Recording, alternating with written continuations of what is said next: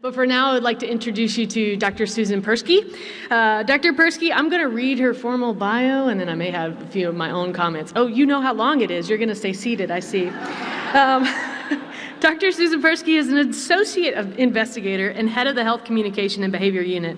She also directs the immersive simulation program within the Social and Behavioral Research branch at the National Human Genome Research Institute, National Institutes of Health, NIH, for those of you who are still keeping up with me. She earned a Bachelor's of Arts in Psychology from Northwestern and a Master's of Arts and PhD in Social Psychology from the University of California, Santa Barbara, where she studied the Research Center for Virtual Environments and Behavior. After conducting postdoc research at Columbia University, anybody heard of that one? Nobody's heard of that one? Okay, you guys are going to have to wake up. We're going to have to get some more coffee. She came to the SBRB in what's that? SBRB?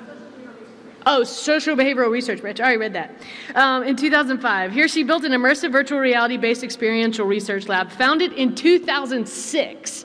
So the amount of experience and knowledge that resides in some of the people here, Dr. Persky being no exception, is no small amount. Her substantive work investigates the function of new genomic knowledge about common complex health conditions like obesity and diabetes and interactions between healthcare providers and patients in the public and online discourse. We got to spend some time at her lab one day and learned a lot from some of the things they were building and evaluating. Dr. Persky has published extensively in the areas of health communication, genomics, and virtual reality methods, and has presented in venues such as the Smithsonian Institution, National Academies of Science, Engineering, and Medicine. She's a member of the World Economic Forum Global Future Council on Virtual and Augmented Reality. She was also one of the co-authors on the paper that we have referenced multiple times, Lessons Learned in Early Scaling of Immersive Technology. Could not be more grateful for you as a colleague, importantly as a friend. Thank you so much, Dr. Persky. We welcome you to the stage.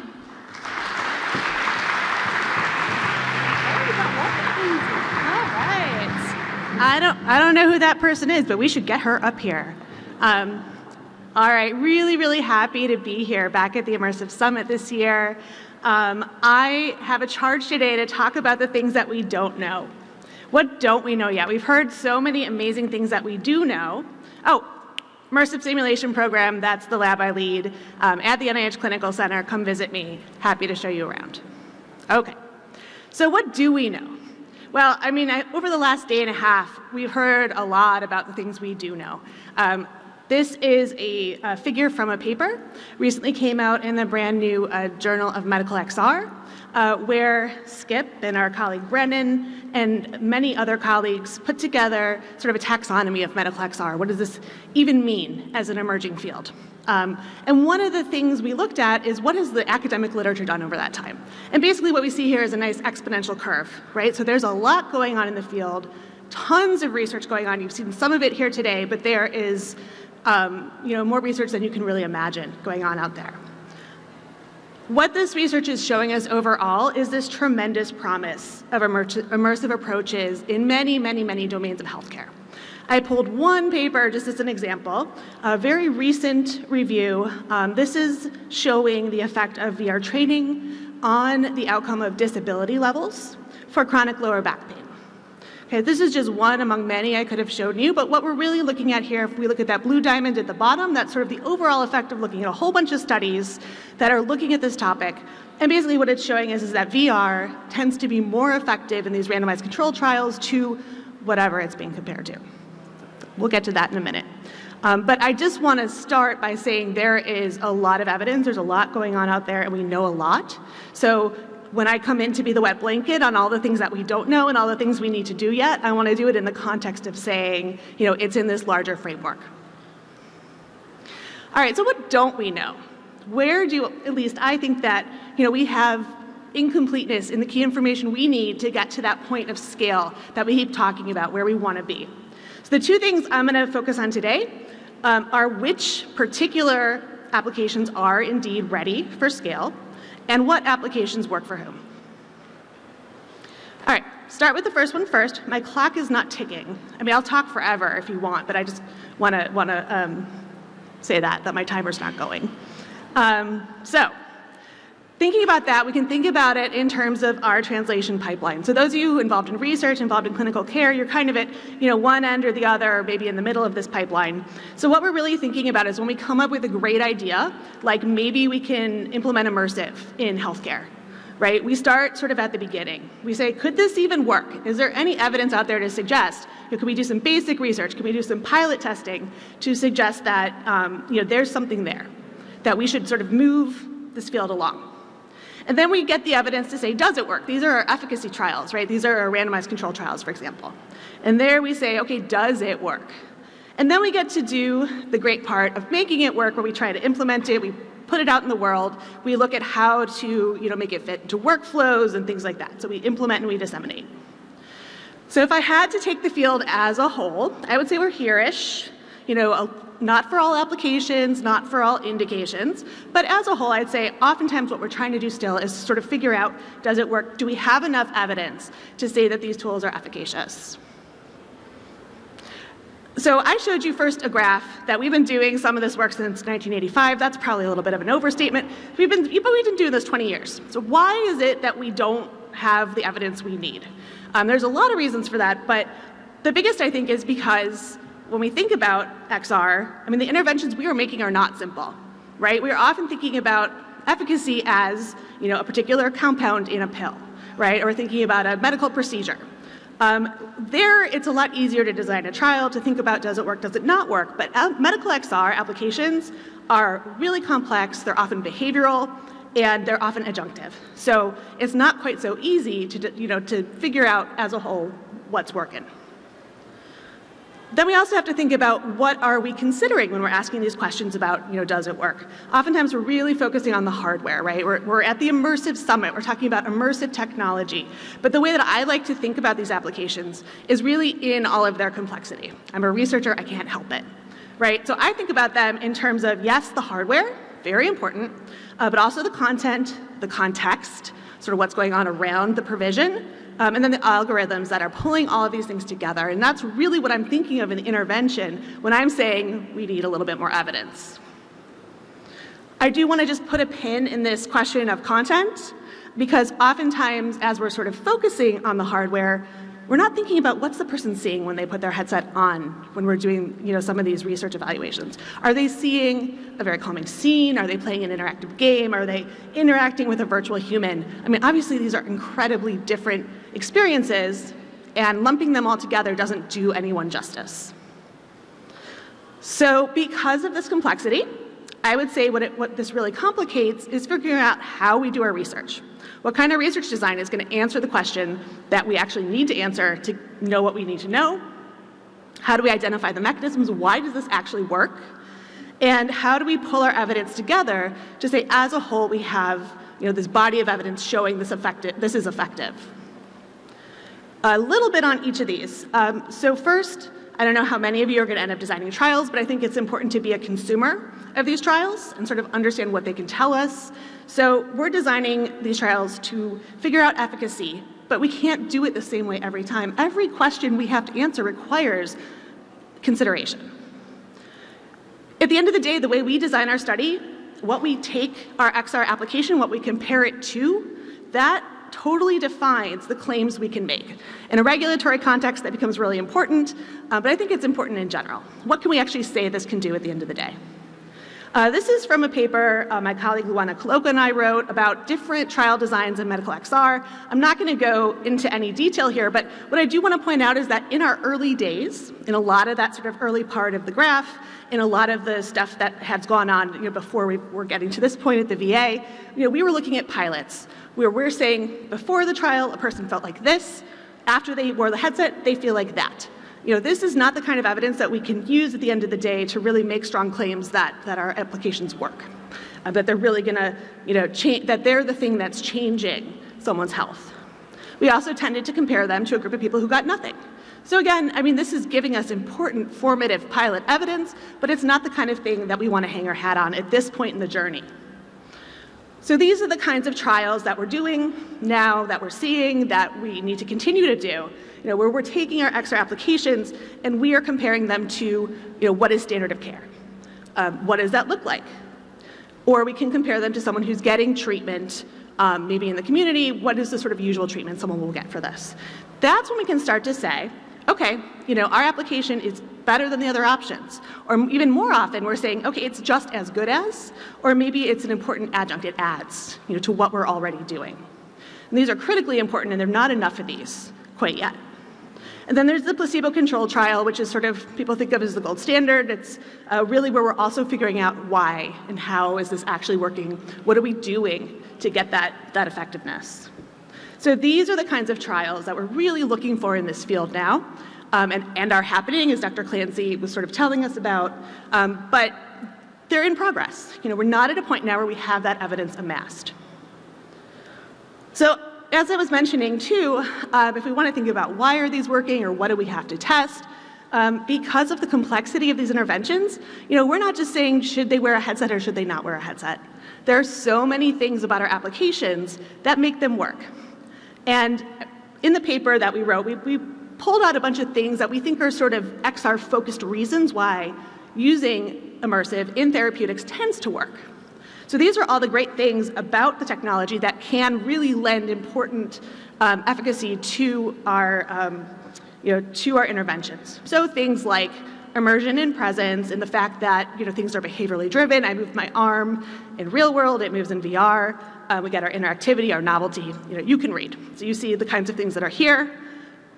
Very important not to just stop there because, yes, maybe we're putting someone in VR, but the content, everything else that's happening matters a lot.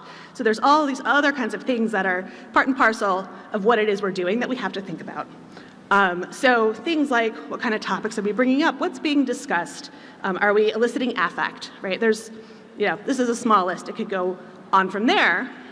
But the reason we can't just say, okay, well, let's come up with something we compare the VR to every single time and we're going to be great, this is our comparator, is because what's important about the immersive tech matters and is different for different applications. So if we think about our distraction-based acute pain management, right, we've seen some examples of that today. Here we might really, really care about our multisensory stimulation, right? We're getting, auditory and visual and it's gorgeous and, whatever.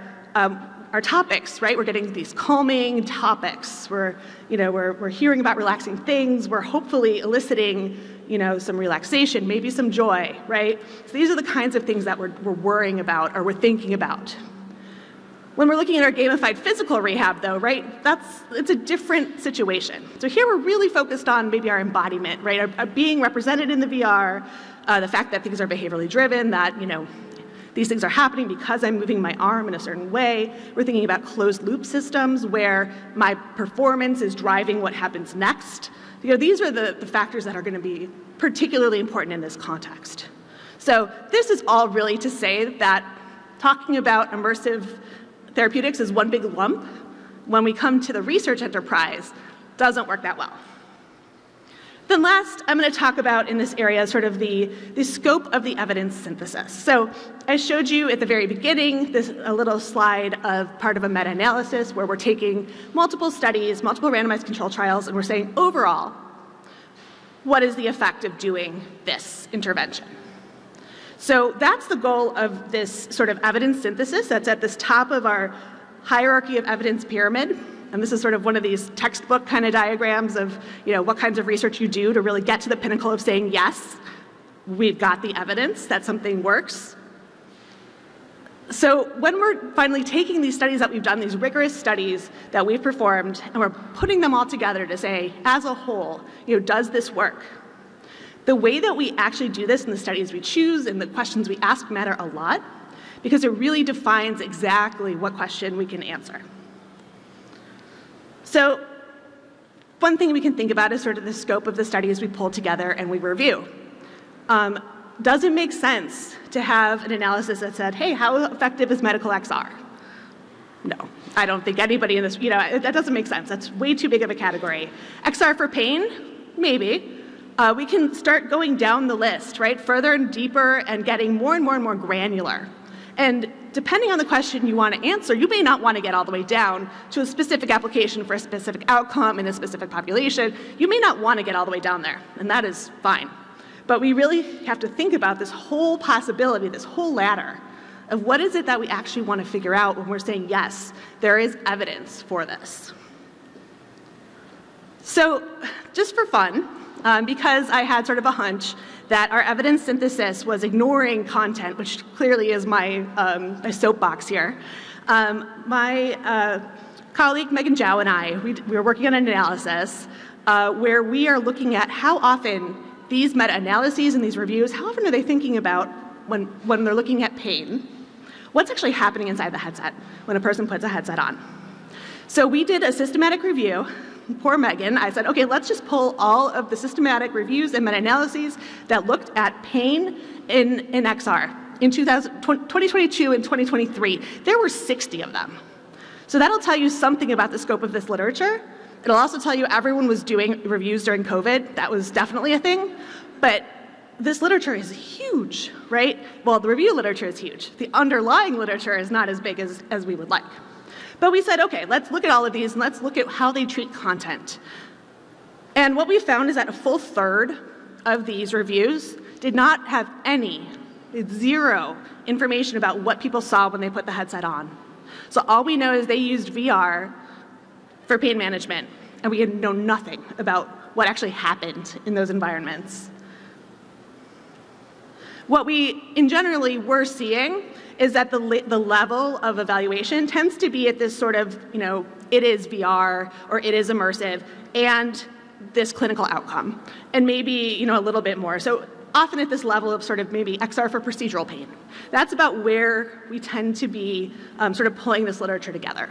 I would argue in a lot of cases that's probably a little too high up the hierarchy for us to really say, okay, well, this application, has evidence, or this mechanism has evidence. So this is something I think as we're doing these great studies and as we're pulling them together and trying to say, okay, what does our evidence look like? This is something we have to pay a lot more attention to. It's also something I would encourage you to think about, as a consumer of these, of these evidence synthesis. All right, so here's me complaining. This is all the stuff we don't know. Here's what we have to do. How do we find out? So now we're finding out which applications are ready for scale. So the first thing we need to do, and and won't surprise you, we're doing it, right? It's happening, is to create resources and guidelines and opportunities to facilitate this sort of high quality evidence generation, like Dr. Clancy was talking about, and to do this synthesis, right? We have to do the work to address the gaps, but a lot of this guideline kind of work is being done. So it's being done here, it's being done by VA Immersive. A lot of it's being done in this new journal in the AMXRA, the Society for Medical XR, where actually there's a new set of guideline generation that's about to happen. So more and more the academic community will be working on these guidelines. And it's happening in sort of individual papers by groups and researchers and all kinds of people engaged in this space. So it is there, it is coming, but there's more work to be done here for a lot of the sort of clinical indications that we want to think about scaling up. All right, so the second thing I'm gonna complain about is that we need to know a lot more about what applications work for whom. And Dr. Kirch set this up really well this morning as well. I really love all the setup you guys have done, sort of talking about all of this, because this is something where I think we have even a little bit further to go. All right, so we've shown these evidence synthesis. What the evidence synthesis is for is to say, hey, do we have evidence of this? So why is that not enough? Why is the evidence that we have already, not getting us where we need to be? We have to get granular because of human diversity, right? If we want to, and we want to, serve our diverse patient base, if we want to optimize effectiveness, if we want to support health equity, we really need to be considering the full spectrum of users in design. We need to be including everybody in evaluation. We need to be identifying, getting towards some matching characteristics to think about what's right for who. I'm sure, surprise to nobody, we have massive, massive health disparities in this country. There are several dimensions on which we see health disparities on almost every, clinical issue there is. And oftentimes we are excluding people in our process. So this is a figure that I adapted from Peck and colleagues, where they're kind of setting out to talk about what does the process of actually creating, testing, and implementing VR applications look like. And at the time, and I would argue it hasn't changed that much, it really looked like, majority group researchers and developers creating and testing among majority group members, creating applications that maybe worked really well for the people that they were tested on. But what we don't know is how will they work in other groups? How will folks in minoritized communities react to, and will these be effective? And part of the problem is that we don't always include everybody in research, right? So I'm showing you a graph here that is about all clinical trials in general in this country. And if we were to appropriately include folks, and I believe it's hard to read, I think it's Black, African American, and Latino participants in our studies at the appropriate levels for representation in the US population, we would be at that pink line at the top. Not only are we not there, we're getting worse over time. So this is as a whole in terms of the whole clinical trial enterprise in the country. There's not data specifically on us, how we're doing in XR, but I have found a couple of papers that have tried to dig in a little bit and talk about, how are we doing, in these very specific areas with XR. And, you can read it's not that encouraging. Really, the studies that we've been doing so far have not done that well in inclusion of diverse study samples. So why does this matter? Isn't a good application a good application? We make something that works, it works, right? So I'm going to give you an example from my own work, just for fun. This is a study that I did with some colleagues over 10 years ago now, where we were using these virtual human avatars to give a sample of African American patients information about their cancer risk for the future.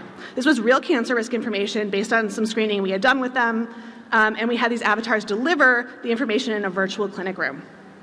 The one we'll look at is lung cancer information, and what we're looking at here is how well this information was sort of understood and absorbed, and how much they perceived they had risk after the visit. So I'm going to show you different numbers for smoking status because it's lung cancer, that's important, but we can think of this as maybe our anchor in terms of how well people were doing remembering their lung cancer risk. Higher here is worse, because the higher the bar, the more inaccuracy people had following the visit. So when they got their information from this racially concordant or appearing to be Black provider, this is what it looked like. When they got their information from a provider who appeared to be white, this is what it looked like afterwards. So this is what, as we're designing a VR environment, we might think of as a kind of minimal design choice. What's the virtual doctor going to look like? What avatar are we going to grab off the shelf? But it's the kind of design choice that actually can have a lot of implications when we think about, people's health education and people's health. So that's one example among many. Good news is that personalization in a lot of ways is already baked into what we're doing, right? It's digital, we have the ability to personalize to some extent, we can let people choose things. So often, for example, the easiest form, we can let people choose their own avatars. Skip gave a really good introduction to this. Oftentimes, long history of sort of real-time provider personalization. So what is it that somebody in a PTSD intervention needs to experience for their desensitization? So a provider can go in and actually make that happen in real time. And of course, we have these responsive systems that are responsive to, if I can now reach that butterfly in my rehab, that butterfly is going to get further away, right? There are all kinds of ways that we have this sort of baked in. To go a little further, what would be great is to start moving towards personalized medicine. And folks in every branch of medicine will say, this is where we want to go, right? I think it's particularly important here, and I'll tell you why. So obviously, personalized medicine in general has these, these goals of improving efficacy, reducing trial and error, getting it right the first time, not seeing side effects that we can avoid. And for patients, really this gives a lot of empowerment and engagement. And we can start to think about doing this. There are a lot of lot of studies we have, a lot of research we've seen, where it's starting to suggest that there are a lot of factors, and I put a bunch of potential predictors on the left here. Not all of these have been tested, but they're all possibilities, right? A lot of factors that can start to predict people's responses to exposure to medical XR applications. I'm going to give just a few examples here to point out a couple things. So demographics is the big one. It's the one people often try and say, okay, well, is it variable among all these different demographic predictors? One of the ones that pops up a lot is age, which I think is really interesting with this sort of group and this population. But again, complexity, not universal. So if we look at the top study here, this was a study for pain management in hospitalized populations. And one of the big things that came out of their study as a predictor was that the largest pain reduction was observed in their older patients.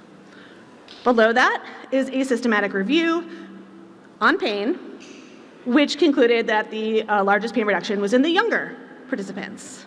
Right? Now, I think a lot of this has to do with whether pediatrics are included. There's a lot of sort of nuance here. But the point is that there's not going to be universal predictors, but for an application, there are going to be predictors. And then there's all kinds of other interesting things we can think about. We don't necessarily have to profile people in terms of their demographics. So another example here is prior therapeutic response. So this is a study where, long story short, there was a VR intervention to try to heighten neuroplasticity. And this intervention worked among people who were non-responders to the standard approach. So if the standard approach didn't do it for you, then VR actually could come in and have benefit. So there's all kinds of ways that we can start to segment and think about what's going to work for whom. All right, so now we have to find out what works for whom. This is the hard part, right? But there's good news here too. So this is going to require a lot of data for patient characterization. It's going to require matching algorithms.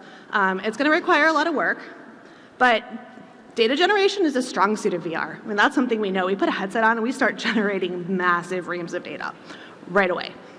VA, absolute leader in clinical immersive data generation. VA has treasure troves of data. It's not necessarily organized in the way you'd want it to be, but it's there. And we're all sick of hearing about AI, but there is this emergence of these great predictive modeling approaches that are going to sort of transform the ability to do some of this work. So that's all sort of happening in tandem.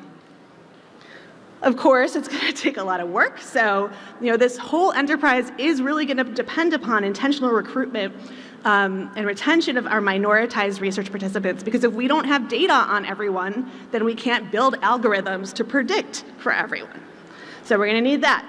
We need to include diverse voices in the workforce and in the patient populations and in who's sort of putting in the feedback when we're building, when we're developing, when we're refining. We need to leverage the existing data that we have. I'm trying to see who I should look at here. Leverage the existing data that we have for research. We need to plan new data sets. We have some great data, but data for purpose is going to be really important. And then we have to start evaluating some of these approaches. So I'm going to finish early too. This is very exciting. So this is all to say that I have lots of things to talk about where I don't think we have all the answers yet, but our unknowns are totally knowable. These are not sort of big mysteries of the world that we're never going to find out. We can absolutely find out these things through intentional efforts, supported collaboration. I say supported because it's going to take some money. It's going to take money, it's going to take effort and people, but we can absolutely find these things out. And VA is already leading the way in almost all of these areas. So I will stop there, and I'm hoping to see more of this work keep happening. Thank you.